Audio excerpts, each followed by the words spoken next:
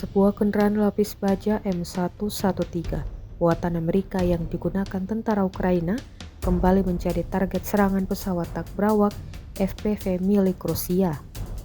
Rekaman detik-detik serangan diunggah di Telegram pada Rabu 19 Februari 2025. Dalam keterangan unggahan disebutkan, serangan pertama menghantam kendaraan, membuat pengemudi, yaitu tentara Ukraina, mencoba melompat keluar pada detik terakhir, tetapi upayanya gagal.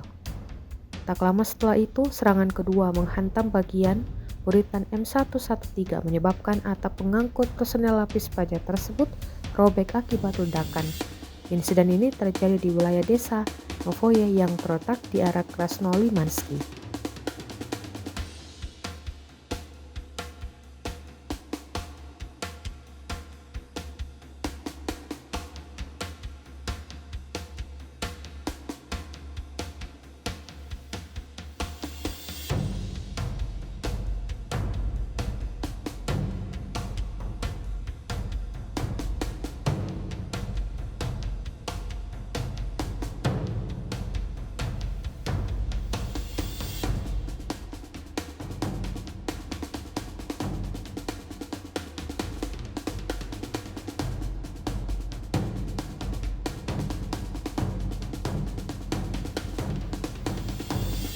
Download Tribun X sekarang, menghadirkan lokal menjadi Indonesia.